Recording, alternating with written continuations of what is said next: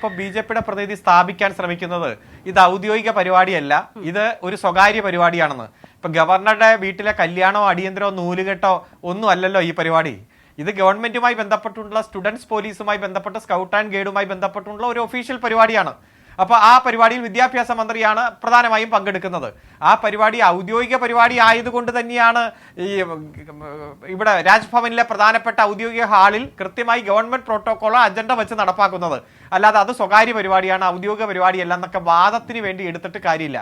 പക്ഷേ ഈ ഒരു പരിപാടിയിൽ കൃത്യമായി ദേശീയഗാനത്തോടെ ആരംഭിക്കാം, അല്ലെങ്കിൽ ദേശീയഗാനത്തോടെ സമാപിക്കാം. ഇതിൽ കൃത്യമായിട്ടുള്ള പ്രോട്ടോകോൾ നിശ്ചയിക്കുമ്പോൾ ഇത്തരത്തിലൊരു ഫോട്ടോ കൊണ്ടുവച്ച് വേണമെന്നുള്ളവർക്ക് അതിൽ പുഷ്പാർച്ചന നടത്താം, അല്ലാത്തവർക്ക് അല്ലാതെയും ഇരിക്കാം എന്നെല്ലാം പറയുന്നത് ഒരു തരത്തിൽ വാദത്തിന് വേണ്ടി താങ്കൾ എത്ര സമർപ്പിച്ചാലും ഒരു ഔദ്യോഗിക പരിപാടിയിലെ ഭരണഘടനാ വിരുദ്ധമായിട്ടുള്ള പ്രക്രിയയാണ്.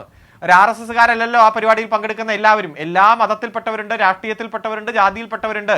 ഇന്ത്യയുടെ മക്കളാണ് അവിടെ പങ്കെടുക്കുന്നത്. ആ ഒരു സാഹചര്യത്തിൽ ഈ ഭരണഘടനാ വിരുദ്ധമായി ഇത്തരത്തിൽ ഒരു ബിംബം ഉണ്ടാക്കി ആ ബിംബത്തെ പൂജിക്കുക എന്ന് പറയുന്നത് RSS എന്തൊക്കെയാണോ ഭാവിയിൽ ഒരു ഹിന്ദുത്വ അജണ്ടയുടെ ഭാഗമായി, ഹിന്ദുത്വ അജണ്ടയുടെ പൂർത്തീകരണത്തിന് ശേഷം നിങ്ങൾ സ്വപ്നം കാണുന്ന ആ ഹിന്ദു രാജ്യം വന്നാൽ, ഹിന്ദുത്വ അജണ്ടയുള്ള രാജ്യം വന്നാൽ ആ രാജ്യത്ത് നടപ്പാക്കാൻ ഉദ്ദേശിക്കുന്ന കാര്യങ്ങൾ ഇപ്പോഴേ പടിപടിയായി ജനങ്ങളിലേക്ക് അടിച്ചേൽപ്പിക്കാം എന്ന രൂപത്തിൽ തന്നെയാണ്. ഇപ്പൊ തന്നെ ആ കുട്ടികൾ, അതിൽ പങ്കെടുക്കുന്ന കൊച്ചുകുട്ടികൾ, ആ കുട്ടികൾ ഭരണഘടനാ മൂല്യങ്ങളെയാണോ പഠിക്കേണ്ടത്, RSS മുന്നോട്ട് വെച്ചിരിക്കുന്ന ഇത്തരത്തിലുള്ള ബിംബങ്ങളെയാണോ പഠിക്കേണ്ടത്?